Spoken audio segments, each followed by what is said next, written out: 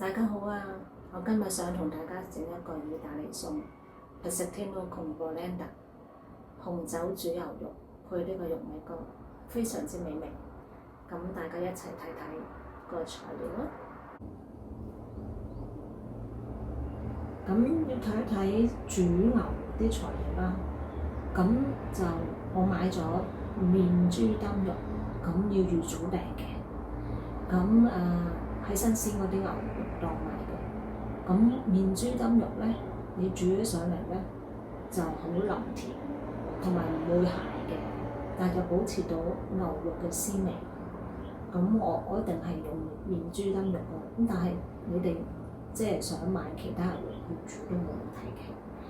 咁就有番茄啦，我都係面豬擔肉，大概600個 gram，OK， 1斤鬆啲啦。咁然之後咧，番茄又係，咁所以我揾唔到啲即係意大利長嗰個番茄，咁都冇辦法啦。咁就買咗大概有1斤嘅，咁就2個甜紅椒啦。講咗好多次㗎啦，就唔好買一袋裏邊咧有紅色、有黃色、有綠色嗰隻，嗰啲唔好食嘅，啲就係咁甜嘅，咁煮咗上嚟好好味嘅。咁我都買咗1斤鬆啲啦。咁咧都差唔多30蚊，咁所以同嗰啲一袋嘅3個色嗰啲椒唔同嘅。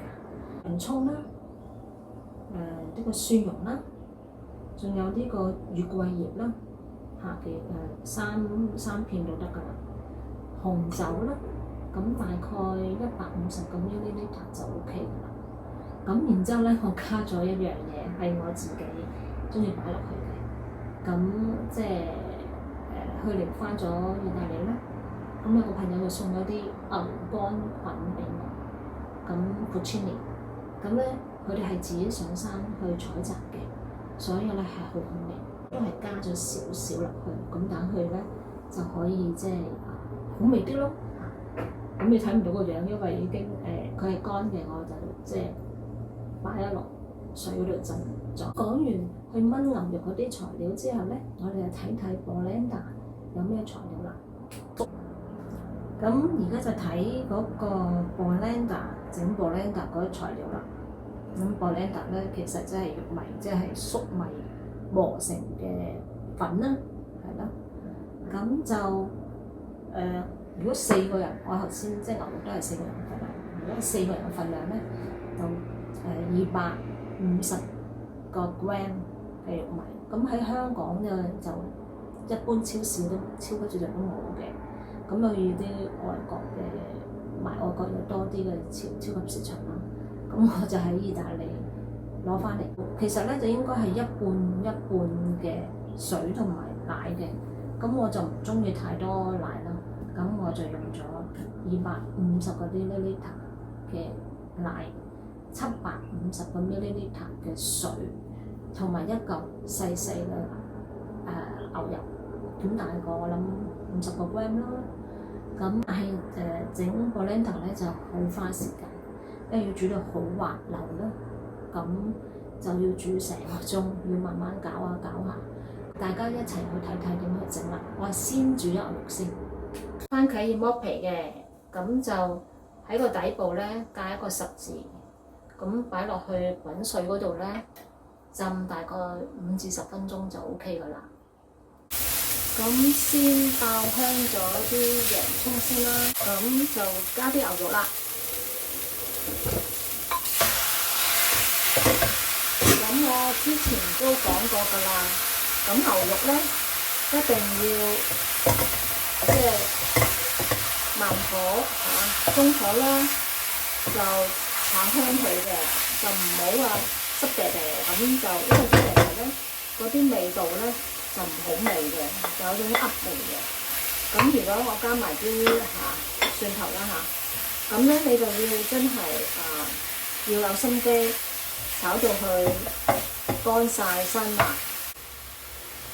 咁而家加啲胡椒粉啦。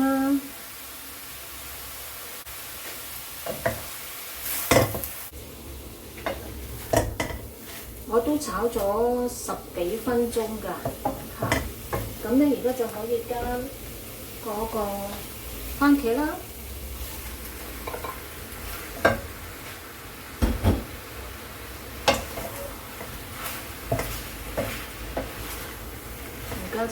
慢火啦。然之後咧，再加呢個紅椒啦。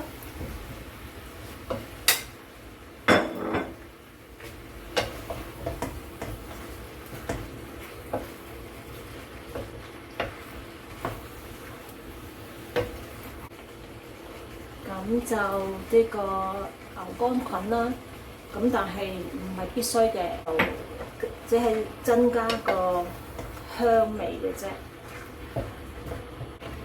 咁而家咧就可以加150個毫升嘅紅酒啦，150個 ml。咁而家就要慢火啦。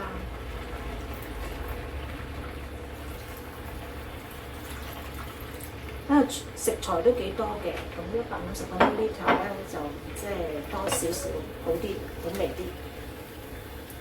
咁咧我哋等啲紅酒揮發少少之後咧，咁擺埋個 bay leaf 落去嗰個月桂葉落去就得㗎啦。咁就要燜大概個半鐘啦。咁我擺埋嗰個月桂葉落去啦。好香！啲牛肉混埋啲即係紅酒味，咁你哋聞唔到咧？咁啲牛肉又好香，咁番茄又好香，開始已經有啲好香嘅味道揮發出嚟啦。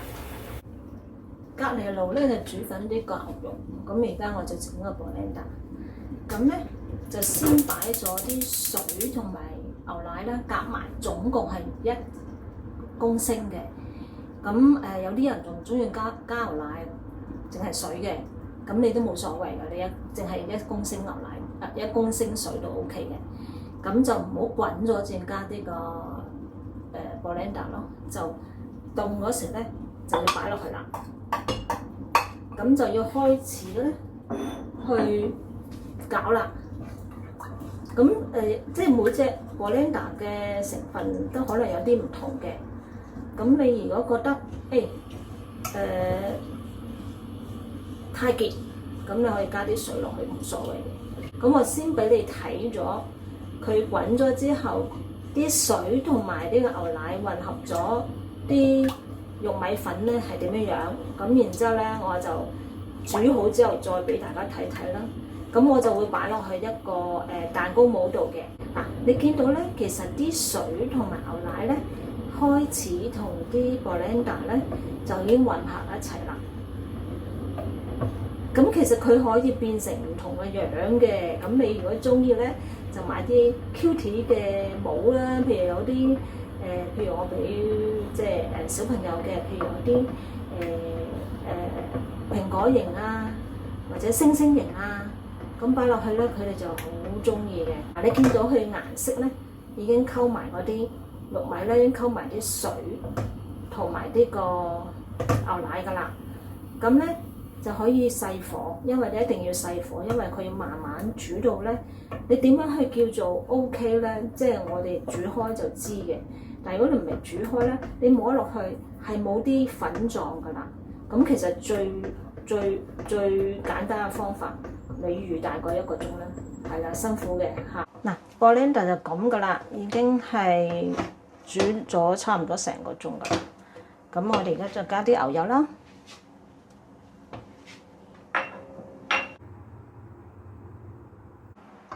牛肉煮好啦，一陣間上嚟俾大家再睇睇，連埋嗰啲 blender。切咗一塊出嚟，放入焗爐焗一焗，面頭脆咗，就可以同埋啲牛肉一齊食，好好味㗎。多謝大家收睇啊！希望你鍾意我煮呢個餸啦。請 like 我同埋 subscribe 我，下次再見。